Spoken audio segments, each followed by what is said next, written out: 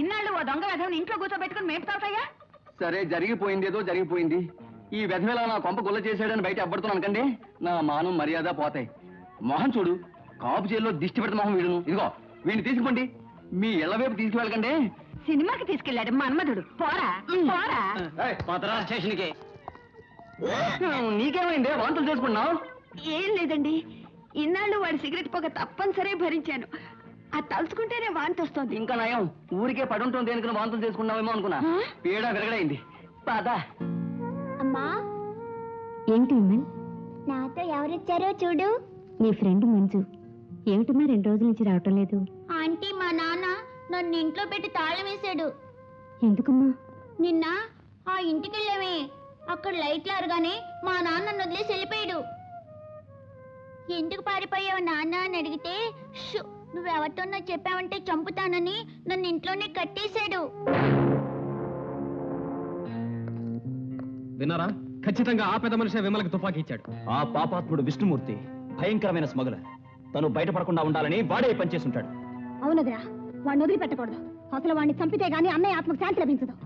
మీరు ఆవేశంలో తొందరపడకండి. చట్ట ప్రకారం ఎప్పుడేం చేయాలో అది నేను చేస్తాను. అమ్మా, మీరు అనుమానిస్తున్న వ్యక్తి చిన్నవాడైతే పర్వాలేదు, సమాజంలో చాలా పేరున్న పెద్ద మనిషి. ఎవరు వాడా పెద్ద మనిషి? నేనింత విడమర్చి చెప్పినా మీకు అర్థం కావట్లేదే. కోపడకండమ్మా, నేను ఓ కన్నేసి ఉంచుతాను. ఏ కొంచెం అనుమానం తగిలినా తక్షణం అరెస్ట్ చేస్తాం. అంతవరకు మీరు ఓపిక పట్టండి. ఏ కొంచెం ఆలస్యమైనా వాడు కేసే మార్చేస్తాడు. మీ తప్పేం లేదు. ప్రస్తుత పరిస్థితుల్లో అన్యాయం అందరం ఎక్కుతుంటే న్యాయం దాసోహం ఉంటుంది.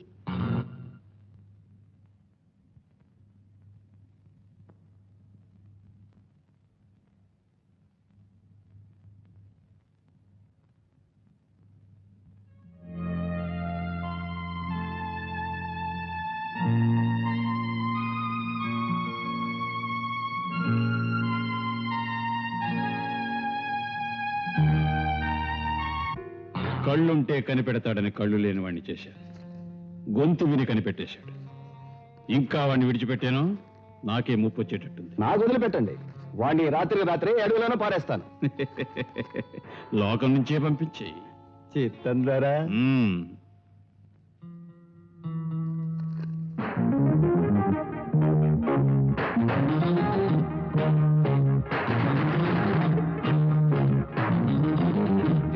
గోడ దూకుతున్నాడు.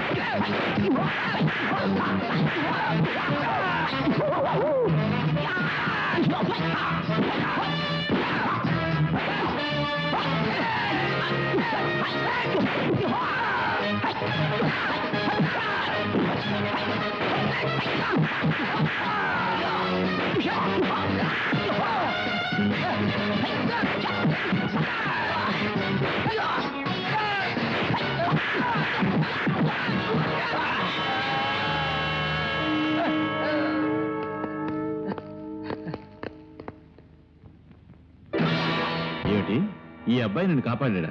అవును సార్, నేను దొరికిపోయే సమయంలో ఈ శివే వచ్చి నన్ను కాపాడాడు. సార్, ఈ శివ ఎంతో సమర్థుడు, బలవంతుడు. ఇటువంటి ఉద్దండ పిండమైన గ్రూప్ లో ఉంటే మనల్ని ఎవరూ ఏమి చేయలేరని నేను ఇక్కడికి తీసుకొచ్చాను సార్. నీ గురించి నేను చాలా విన్నాను. ఏం మిస్టర్, దోపిడీ దొంగవైన నువ్వు ఎస్పీ గారింట్లో ఎందుకు చేరావు? పట్టుబడితే నేను అనుభవించాల్సిన శిక్షల నుంచి నన్ను కాపాడతారని ఆశించాను. కానీ అంతలోనే శ్రమించి బతకడం కంటే తెగించి బతకడమే సులభం. Very good. అడవిలో బ్రతికే సింహంలా కట్టుబాట్లు లేకుండా బ్రతకటాన్నే నేను ప్రేమిస్తాను. అందుకే నేను మీ దగ్గర చేరాను.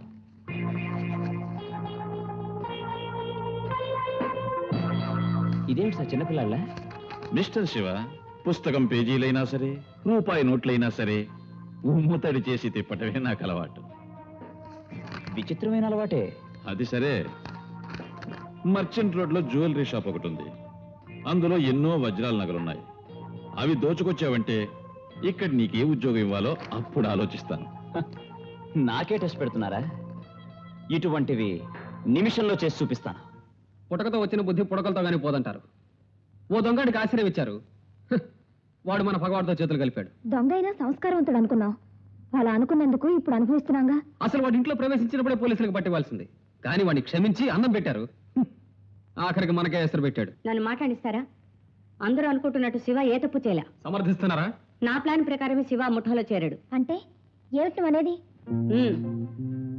చట్టం నుంచి, సంఘం నుంచి ఇక మనం ఏ సాయం ఆశించినా ప్రయోజనం లేదు.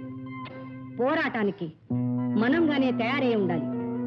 నా పథకంలో మొదటి ఘట్టంగానే శివ పద్మవ్యూహంలోకి ప్రవేశించాడు. నమస్కారం. నమస్కారం. మీరెవరు? అదేమిటండి అట్లా అడుగుతారు?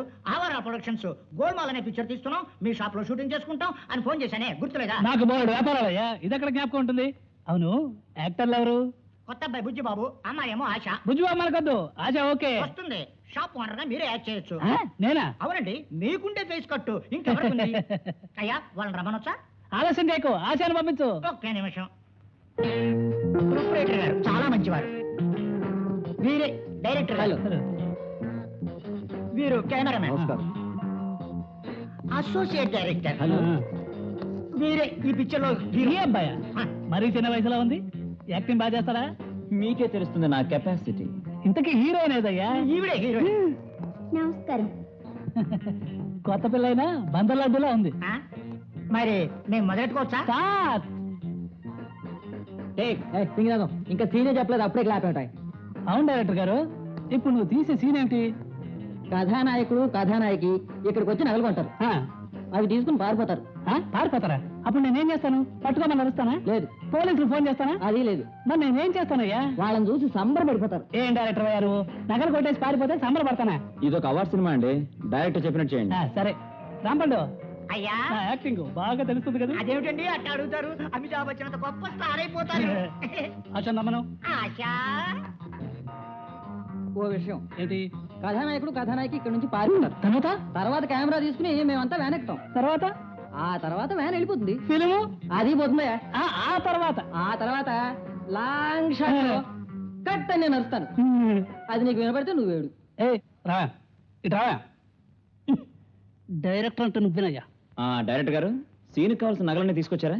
ఆర్ట్ అసిస్టెంట్ సంపత్ ఇలా ఒక్క నిమిషం, ఎందుకు అతను తిడుతున్నారు? ఇప్పుడు మీకేం కావాలి? సార్, నగలు లేకపోతే షూటింగ్ అయిపోతుంది. ఇప్పుడు ఏం చేయాలని? దీనికి ఎందుకు దిగులు పడతారు? షూటింగ్కి నగలే కదా కావాలి. ఇక్కడ ఉన్న ఒరిజినల్ నగలే ఇస్తాను. 7 లక్షల రూపాయలు ఖరీదు చేస్తాయి, ఇస్తాను.